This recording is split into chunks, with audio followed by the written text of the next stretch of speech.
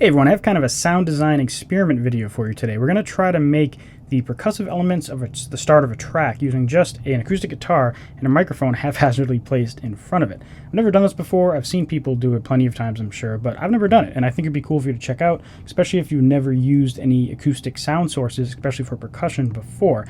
And for those of you who might be thinking, I don't have an acoustic guitar, I don't have a good microphone, well, I'm going to make all of the samples I produce from this for free download, so check the description below to see where that is, and let's just dive right into it.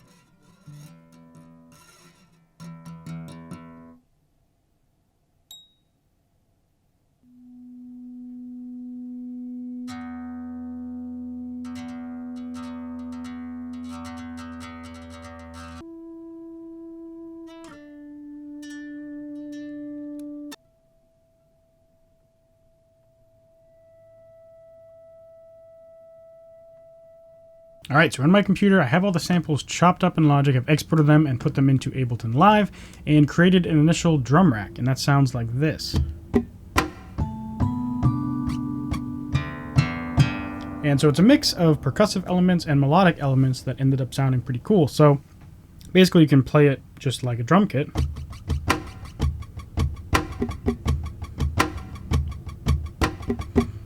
And that's just purely smacking the guitar and making weird slide sounds. And I also recorded these little plucks, so... and then these harmonics. And that kind of makes a melodic bed to the percussion thing that I originally planned on doing.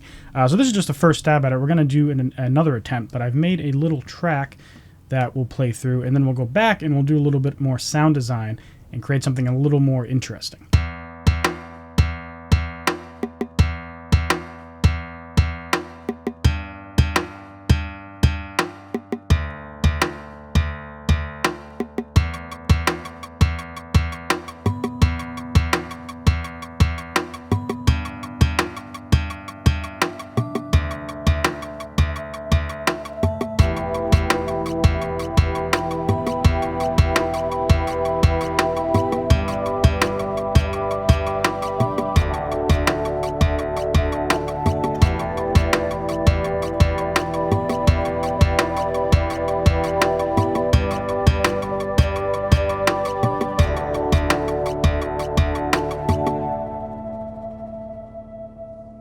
So I've showed you the drum rack, but now I'm going to show you the other layers in this.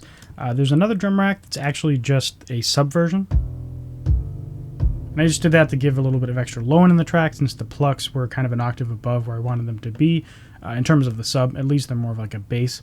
Then I made this pad thing out of the harmonic sounds, and not really harmonic sounds, but the EBow sound. So this thing is usually used for an electric guitar, but basically this is an EBow. It generates a magnetic field, or an oscillating magnetic field, which causes the strings to actually oscillate on their own. So if you place it on the right point in an acoustic guitar as well as an electric guitar, it'll actually cause those strings to vibrate as well. So I did that, you saw that in the intro, and I got that, and I threw it inside of a sampler. I looped a certain portion, and now I can just play chords. And with a little bit of tweaking, I made it so that there was a spread, so that basically there's multiple oscillators. EQ'd it, added some overdrive, EQ'd it again, and added some reverb, and it creates this really lush pad sound.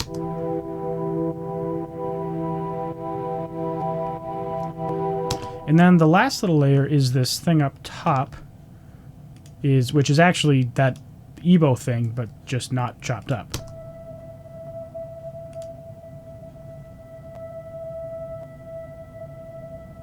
And then I just applied some reverb and some echo, EQ, and auto pan.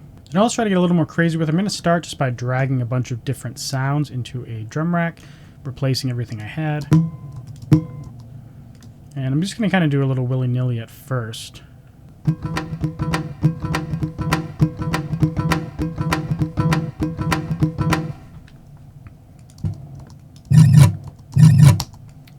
Alright, so I just found this really cool sound, and I want to make it a little more interesting. So I'm going to expand it.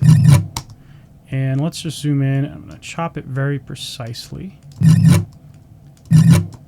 And let's try actually warping it. I'm going to put it on Complex Pro. And I'm going to stretch it. Oh. Let's try tuning it. Yeah, we'll speed it up a little bit.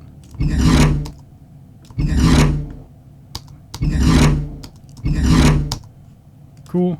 I'll consolidate it. Go to my drum rack, and we'll drag it in.